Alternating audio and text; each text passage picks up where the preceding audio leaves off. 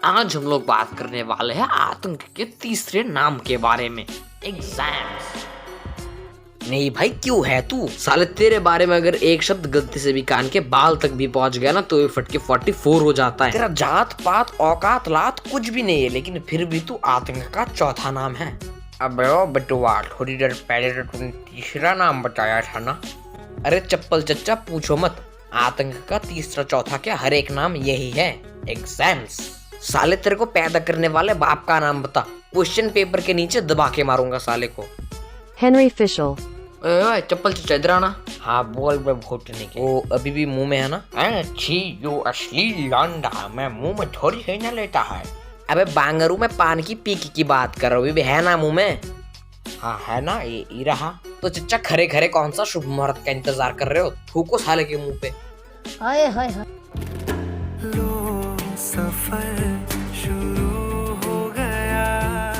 रोज की तरह तुम बिना होमवर्क करे बेशर्मों की तरह स्कूल जाते हो और जाने के बाद अपने दोस्तों के साथ नेक्स्ट लेवल मौज मस्ती में एकदम विलीन हो चुके हो। और तभी यहाँ पे आगमन होता है तुम्हारे स्कूल के प्रिंसिपल, ऐसा खुद को सोचने वाले पियोन का, जो कि वही डेली के जैसा गंदी सी शक्ल लेके क्लास के अंदर घुसता है, हाथ में कुछ होता है, वो तुम्हारे टीचर को दिया जाता है। तुम्हारा टीचर तुम लोगों को गुड न्यूज देती है, इस महीने के 33 तारीख से तुम लोगों का एग्जाम्स चालू हो रहे हैं। और बस तुम्हारा पूरा महीना बिगाड़ने के लिए ये 4 शब्द काफी है।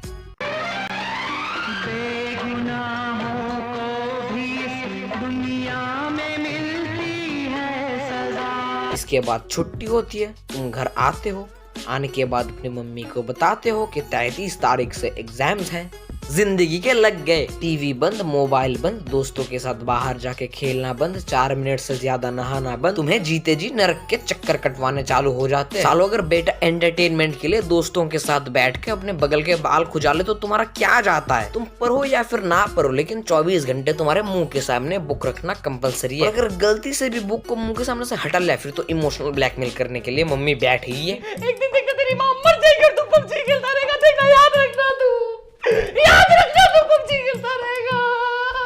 और ये भी याद रखना, मर जाऊंगी मैं, देखना तू। Harmanım, baba nerede çarşafım? Gördüğüm bu exam शुरू होने से कुछ हफ्ते पहले तुम्हारे चारों तरफ तुम्हें ये 3 तरह के लोग दिखाई देंगे। पहले तो वो जिनके मुंह पे सारा दिन बस एक ही जाप चलता रहता है कि मेरे को सब कुछ आता है, लिखते लिखते पन्ना फाड़ दूंगा, अपने राइटिंग से टीचर्स लोगों को घायल कर दूंगा। नेक्स्ट कैटेगरी के लोगों का कहना है कि भाई मुझे कुछ नहीं आता, मैं मर जाऊंगा, सुसाइड कर लूंगा, आत्महत्या कर लूंगा। इसके बाद वाले लोगों का कहना भी वही सेम पहले कैटेगरी के लोगों के जैसा ही है, लेकिन तुम्हें अंतर तो दिखेगा रिजल्ट आने के बाद। ओए सुन, हाँ सुना, वो सुरेश की मम्मी के साथ ना हमारे मैथ्स टीचर का चक्कर चल रहा है, इसीलिए उसे पास करवा दिया और मेरे को फेल करवा दिया। हाँ तो तू एक काम कर ना, तेरी मम्मी से बोल के हेडमास्टर से टाका भिरा ले, फिर तो कोई टेंशन ही नहीं।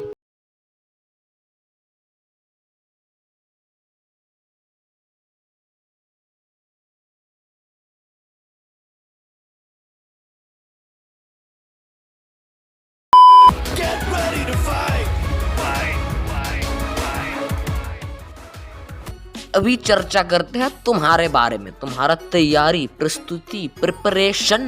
आहा, जिस मासूम से बच्चे को पूरे साल ये तक पता नहीं होता है कि उसके टोटल सब्जेक्ट्स कितने हैं, वो बंदा भी एग्जाम से पहले रेगुलर करना चालू कर देता है।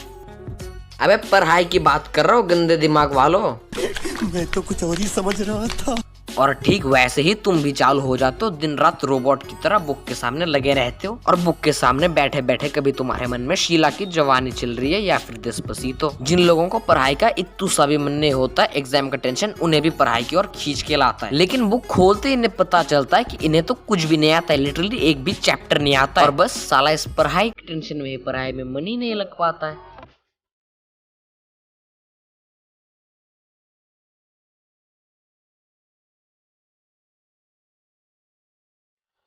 ये तो कतई अनोखा दिन है, पूरा दिन तो जैसे तैसे निकल जाता है, लेकिन रात को नींद नहीं, वो गलती से भी नहीं। अगर साले तू सो गया तो एग्जाम को लेकर टेंशन कौन करेगा? अगर मान लो कि गलती से सो भी गए तो भी एग्जाम में फेल होने के डरावने सपने आते हैं। अगर हम करें तो करें क्या, बोले तो बोले क्या।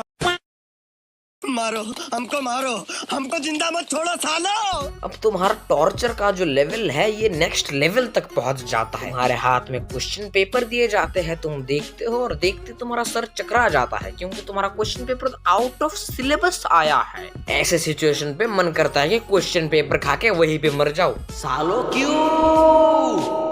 तुम्हारा एग्जाम चालू हो चुका है, तुम्हारे चारों तरफ तुम्हें एक से बढ़कर एक कलाकार ही कलाकार दिखाई देंगे। कब किसकी मुंडी 360 डिग्री रोटेट करके कन्याकुमारी से कश्मीर तक घूम के आ जाए तुम्हें खुद भी नहीं पता चलेगा। तुम्हें क्या गर्दन के मालिक को भी नहीं पता चलेगा। खैर ये तो के सर्कस वाले, इसके बाद वाले लोग शरीर के कौन कौन सी गुफाओं में चिट छुपा के लाते हैं तुम सोच भी नहीं सकते। जितनी सिक्योरिटी के साथ ये लोग चिट छुपाते हैं ना, कोई स्मगलर ड्रग्स नहीं छुपाता है। इसके बाद आते हैं हर 2 मिनट में सप्लीमेंट्स लेने वाले, लेकिन बाद में मालूम पड़ता है कि ढिंचक पूजा के गानों की लिरिक्स लिख के आए हैं। खैर ये तो गए लिखने वाले, लेकिन तुम्हें एग्जाम के हॉल में ऐसे भी महापुरुषों के दर्शन मिलेंगे जो कि एग्जाम चालू होने के 10 मिनट बाद ही चिल्लाना चालू कर देते हैं कि सर मुझे कागज का पन्ना वापस करना है, मतलब जमा करवाना है। और टीचर वही आदिम काल के रूल्स को फॉलो करते हुए कहते कि बेटा अभी नहीं, पहले घंटे के बाद आना। खैर ये तो गए ना लिखने वाले। अभी बात करते हैं मेरे जैसे लोगों के बारे में जो कि पूरा एग्जाम धनाधन लिखते हैं, लेकिन एग्जाम खत्म होने के बाद इनके मुंह से बस एक ही आवाज निकलता है, 30 मार्क का छूट गया। इतनी खुशी मुझे आज तक।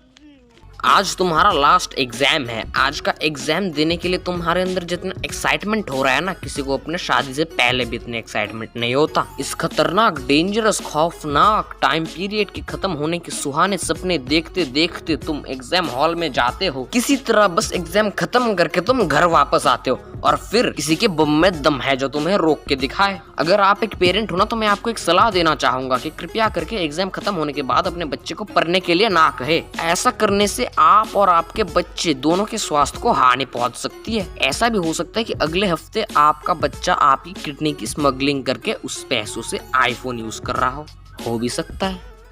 एक बार के लिए तुम्हारा बच्चा हीरो आलम और ढिंचक पूजा के गाने लाउड स्पीकर पे एक साथ सुन लेगा, लेकिन पढ़ाई सालों ऊपर वाला ऊपर से लक्स की ईंटें फेंक के मारेंगे। बच्चों को थोड़ी तो बख्श दो। तो आज के लिए मैं चलता हूँ। अगर वीडियो पसंद आया हो तो लाइक करो, कमेंट करो, शेयर करो, बस नेक काम करो। और अगर सच में नेक काम करना चाहते हो तो दिल से मेरे जैसे छोटे मोटे यूट्यूबर्स को दिल से सपोर्ट किया करो। वैसे अगले वीडियो में हम हीरो आलोम की लेने वाले हैं, तो उस कार्यक्रम को देखने के लिए चैनल को सब्सक्राइब करके घंटी जरूर से दबाना। हारमोनियम